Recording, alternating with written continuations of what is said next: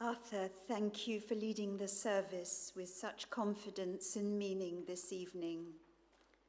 This bima is not an unfamiliar place to you and your family because you have come to services and at the synagogue attended Rimon here since you were very young with your sister Layla and your younger brother Freddie, and you have been supported by both your parents and I know taught by both your grandfather Harry and your father Daniel. And your whole family has had a say in nurturing a strong Jewish identity and helping you with your learning and preparation for this evening's service and for tomorrow morning's Torah reading.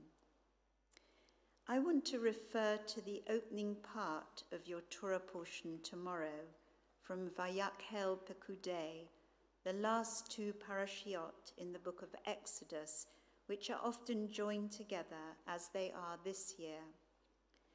This is the opening verse, was the opening verse, of your parasha, which you could probably read better than me. Vayakhel Moshe et kol adat b'nei Yisrael, vayomer alehem. Moses gathered the whole Israelite community together and said to them, ... Well, we're going to hear tomorrow what Moses tells the Israelites, but this evening I just want to focus on these opening words and that expression, the whole Israelite community, and ask who is being referred to in that particular phrase. On a first reading, it would appear to be every single person still alive who has come out of Egypt, men, women, children. That seems to be the plain meaning, kol adat b'nei Yisrael, the whole Israelite community. After all, doesn't the verse say exactly that, the whole community of the children of Israel? On the other hand, one could argue that the phrase B'nai Yisrael, the children of Israel, or more accurately, the sons of Israel, only refers to the sons of the Israelite people, that it doesn't include the women. But we know that in many languages where nouns are classified according to grammatical gender, masculine, feminine, neuter in some languages, the masculine plural form will include the feminine. B'nai, banim is the masculine plural. So the argument that the name for the Israelites, B'nai Yisrael, only refers to the men doesn't necessarily wash here. A counter-argument to this might invoke a verse from earlier on in Exodus, where those who came out of Egypt numbered about 600,000 men on foot, aside from children. Here, only the men are counted as the B'nai Yisrael. They numbered 600,000. But what about the women and children? No mention is made of them at all in this passage. In fact, the only people who are specifically mentioned, apart from the B'nai Yisrael, the men on foot, are what's called the Erev Rav, the mixed multitude, or the riffraff as it's sometimes translated, who went up with them, and the animals being more important than the women. This group may have been made up of various groups, this riffraff, this Erev Rav, perhaps laborers who'd taken advantage of the confused situation in Egypt and fled the country with the Israelites. And if we add the total Israelite population of men, women, and children, and this Erev Rav, who we don't know how many there were of them, well, how many people would have come out of Egypt? 600,000 men on foot, roughly? Do you think? Plus the women, plus the children? you would probably get over 2 million souls. That is a lot of people to have come out of Egypt in one go, a massive group for Moses to lead through the wilderness and keep in order. But let us not get too bogged down with numbers, which in the Torah tend to have a more symbolic than literal meaning. I want to come back to our verse at the beginning of your parasha, Arthur.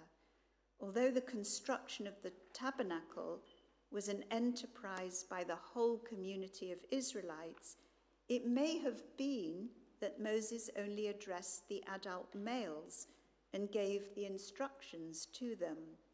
Or more narrowly, the phrase could refer to the officers of the community, such as in the book of Numbers, where Moses is told by God to take a census of Kol Adat B'nai Yisrael, the whole Israel company, the same phrase as in your Torah portion, but refers here only to the heads of each of the ancestral clans or tribes.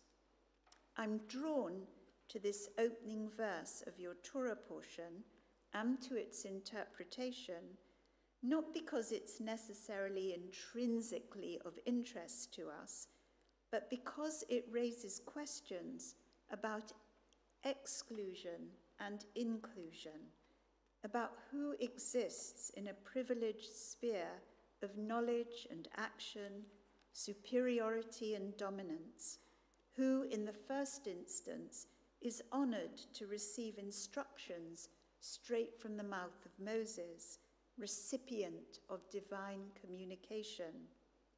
The male members of the community may have been the architects, designers, builders, and laborers of the Mishkan, the tabernacle, but they weren't the only people involved in its design and creation. Later, in Exodus 35, we come across the same phrase, V'yetzeu kol adat b'nei Yisrael milifnei Moshe. So the whole community of the Israelites left Moses' presence, and everyone who excelled in ability and everyone whose spirit was moved came, bringing to the Eternal One an offering for the work of the tent of meeting and for all its service and for the sacral vestments, men and women, says the Torah, all whose hearts moved them. The word nashim, women, appears rarely in Exodus, in fact only 6 times, yet here the role of women reveals the importance of their donations to the tabernacle and their motivation to contribute their resources to the sacred work of building the Mishkan, the tabernacle. These questions about inclusion arising from the opening verse of your parasha, Arthur, make one think about how challenging it is growing up in our culture as a young man today.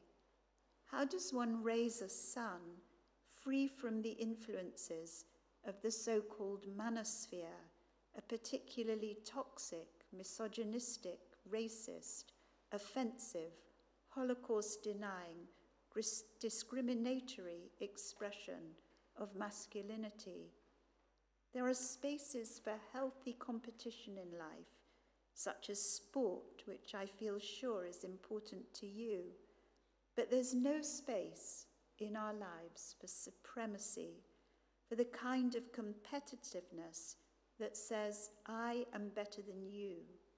Judaism values and places at its very center mutual respect, moral self-discipline, dignity and humility. Misogyny and racism are not things to laugh at because they attack women, people of color. They attack Jews, gay people, disabled people, and many others. Yet again, yesterday, we witnessed a car ramming and attack against a synagogue, Temple Israel, in a suburb surrounding Detroit in Michigan. Mercifully, no one was killed except for the perpetrator. But we shouldn't have to live in a world where we, and indeed anyone, feels victimized by such murderous hatred or revenge that lives are endangered. We may listen politely or watch interviews with the likes of young Americans such as Nick Fuentes, who hates women and Jews, among others, and who has called Hitler cool. But if we are not feeling outraged by his comments, something is seriously wrong with our own moral compass. Reading our Torah carefully, extracting for ourselves its inclusiveness, let everyone whose heart is so moved bring gifts to the building of the tabernacle, its tone of humility and respect, the dignity it gives to every individual who brings something from their own treasure trove of silver, gold, copper, blue, purple, crimson yarns, animal skins, and precious stones, exemplifies a spiritual message of calm repudiation of all that we find outrageous in our society. Whenever we demean or exclude, whenever we express hatred or revenge, we create a void, a desolate, vacuous world. The Mishkan, this tent of meeting built by the Israelites in the desert to house the 10 Commandments, is a replication of God's created world.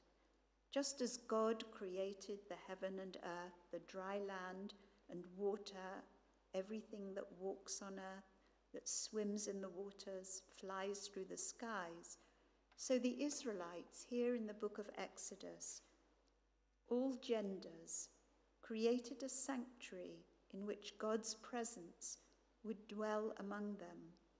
And just as the Israelites created their tabernacle, so we are creating a world that must imitate that sense of completion, breadth and depth and richness of God's creation and the building work that our ancestors created. May we be forever mindful of our role in creating and renewing that inclusive world. Amen.